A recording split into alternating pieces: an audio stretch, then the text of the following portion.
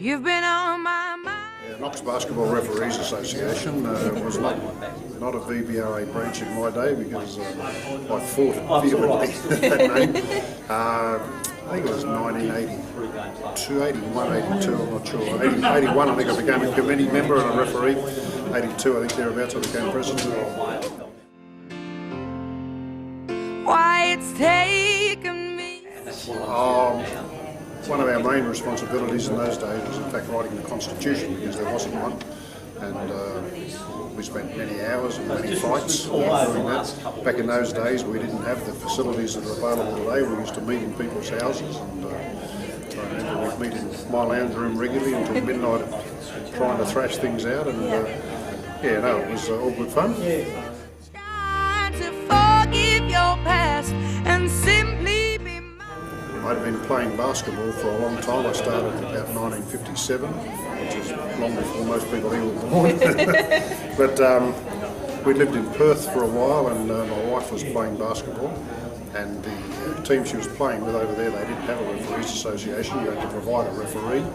I'd never refereed, but I knew enough about the game, so I picked up the whistle and went out and started refereeing.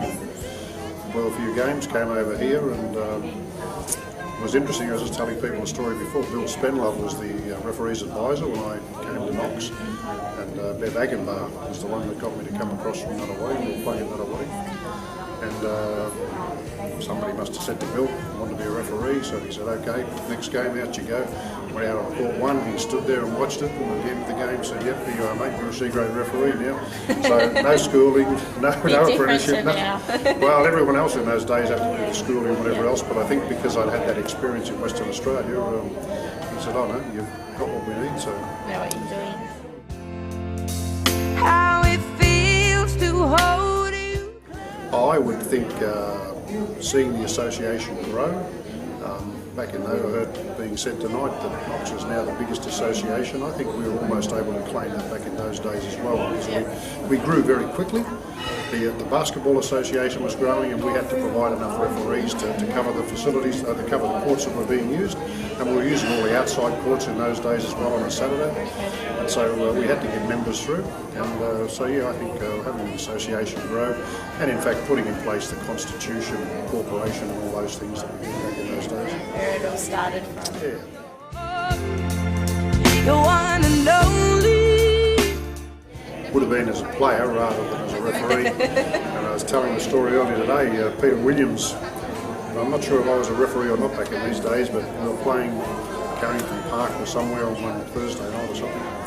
And I didn't know Peter Williams and he didn't know me, but all I knew was he was in the key and he was in my way, and I physically picked him up and moved him from there to there. And sometime a little later on, he was going through the referee school and my wife was going through at the same time. And they were up in that room above Court 1 there at Boronia, and I was walking past and Peter apparently said to Sally, oh gee, when we go on court I hope I don't get him. And Sally said, well hang on, I need to tell you that's my husband.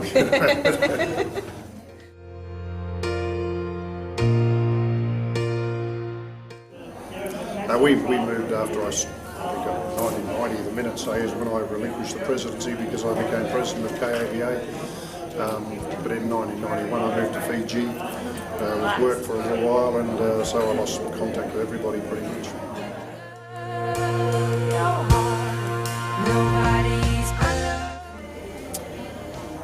Probably the most influence I'd say would have been Keith Vaughan. He was the advisor for most of the time, and he and I would have a few debates after some games when he'd be doing a critique on the game as to calls that were made, and I think at one stage I remember him saying something along the lines of, well, I really don't care what you think, this is what it should be, you know. And I made a comment to him, well, it depends where you are. You're sitting in the stand and I'm down there, but Keith being Keith, Keith was right.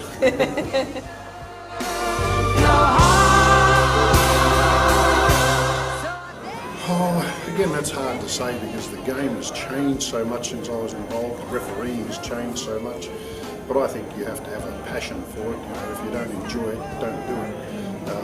I don't know what remuneration referees get these days, but you used to get next to nothing back in the days when I was refereeing, and really, I used to do it, and everyone else did because they enjoyed it.